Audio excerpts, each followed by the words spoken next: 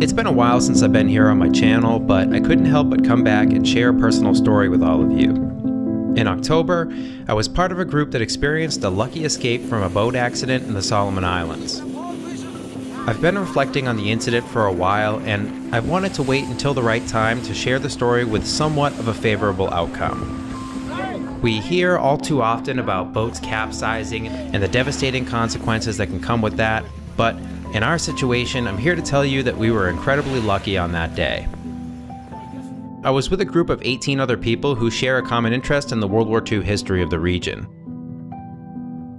We were looking for a means of transportation that could accommodate our group size, and we were promised by Ben that he had something that could comfortably accommodate 20 passengers and their luggage.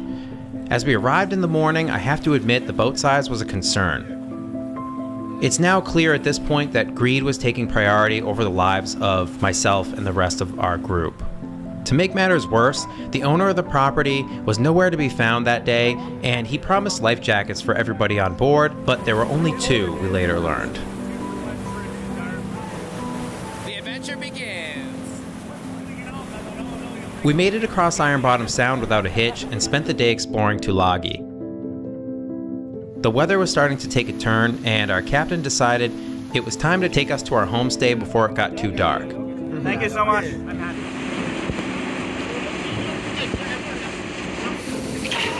Things got more intense when we got out into Iron Bottom Sound, and our captain needed to switch fuel tanks.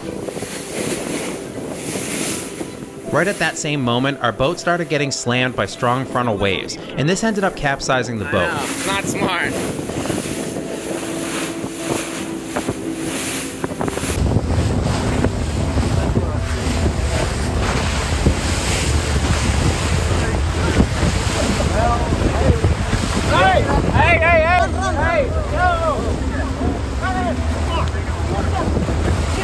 Some of our group members got stuck under the boat for a little bit, and we were about 100 to 150 yards from the shore. This is when 2 locals, Lindsay and Robert, stepped up and rescued those guys that were hanging onto the boat.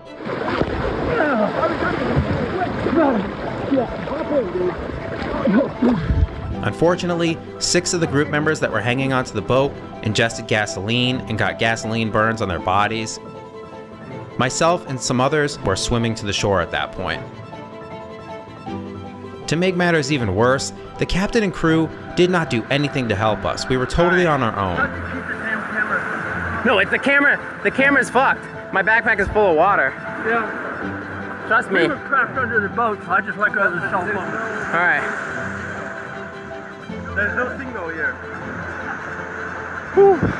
So the situation is we capsized.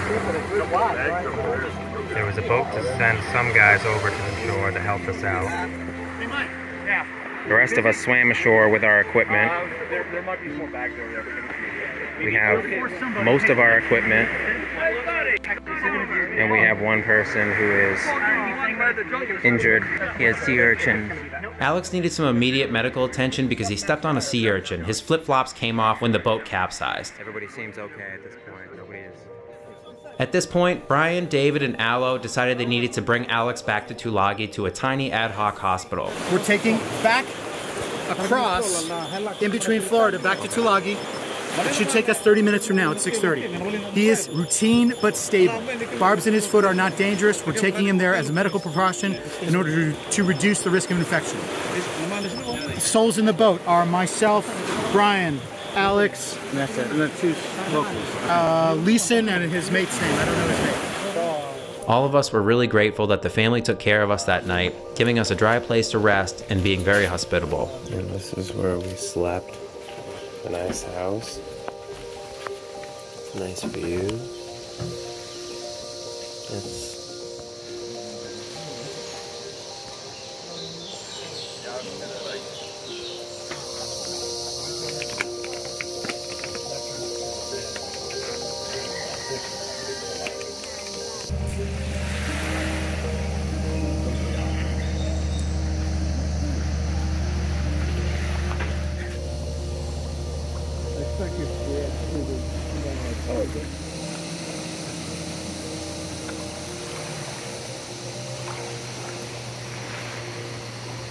We're gonna jump on this little one.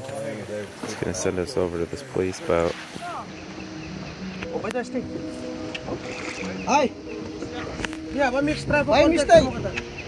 Imit, baka ko pikim kam sa apo down kam apo. So this is where insurance comes into the story. I had a lot of expensive equipment on me, which was worth around $11,000, and if I didn't have insurance, I wouldn't have been able to replace any of that video gear. In November, I started the claim process, filling out the form with all the details about the lost equipment and the incident. They also required an appraisal from our local camera shop to verify that the equipment couldn't be repaired, which of course it couldn't. All SD cards wet.